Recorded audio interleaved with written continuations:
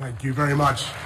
Your Royal Highness, Your Majesties, President Kagame, Madam Secretary General, Your Excellencies, ladies and gentlemen, I'm honoured to perform the final duty of the United Kingdom as Chair in Office of the Commonwealth and hand over the baton to President Kagame and wish him every success as Chair of our unique association, encompassing 54 countries and a third of humanities. One of our newest members is now at the helm, and more nations are seeking to join, which tells you everything you need to know about the health and vitality of our Commonwealth, because for all the differences between us, we're united by an invisible thread of shared values, history, and friendship.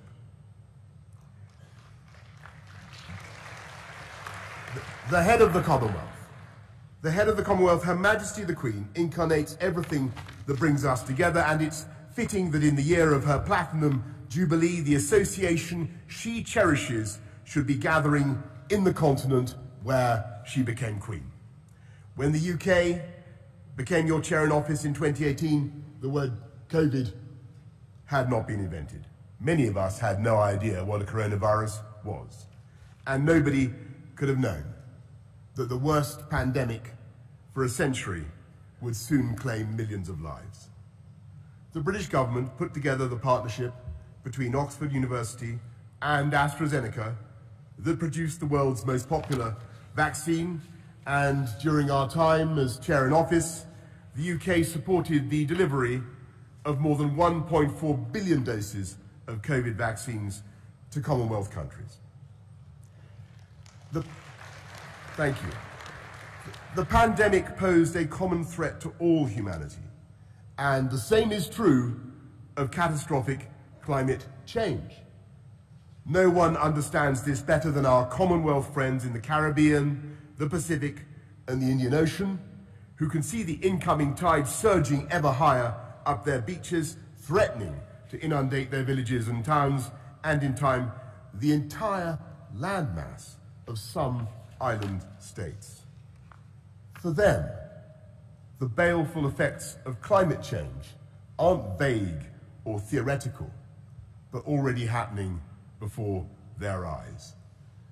When we hosted COP26 in Glasgow last November, it was these fellow Commonwealth leaders who spoke with the greatest urgency and authority about the perils of quilting the earth with greenhouse gases. And we in the developed world have an obligation to help our friends to cope with a danger they had no hand in causing.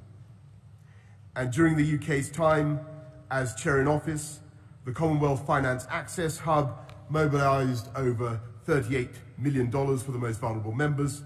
But of course, we must press on and do more. And if I could imagine a silver bullet that would solve an array of problems and transform countless lives, it would be to give every girl in the world the chance to go to school.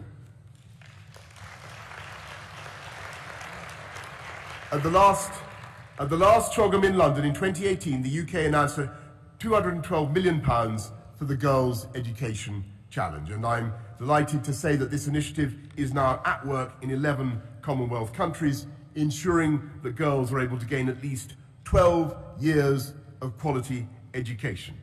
We need to empower them to play their full part in the economy when they leave school, so the UK is funding the She Trades Commonwealth programme, which has already helped over 3,500 women-owned businesses to become more competitive and generate more than £32 million worth of sales.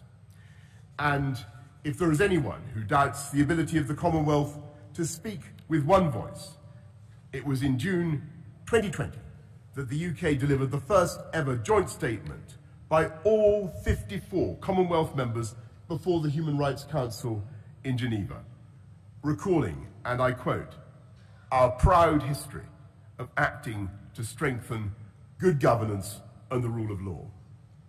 One of the greatest affronts to everything we stand for is Russia's invasion of Ukraine and Putin's blockade of the ports that would otherwise be shipping food to the world's poorest people.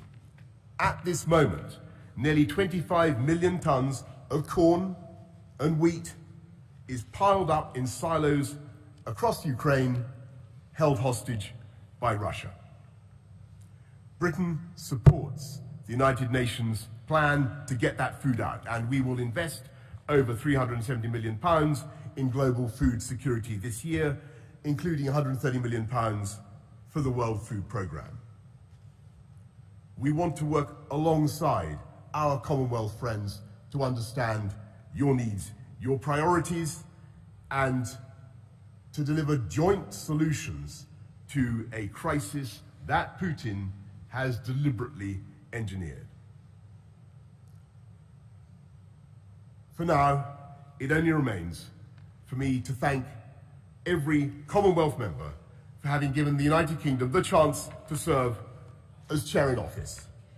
And as I pass on this responsibility to President Kigali, a close friend and a partner, I know that he shares my boundless optimism about the future of the Commonwealth at the forefront of the international agenda and benefiting all our peoples. Thank you all very much.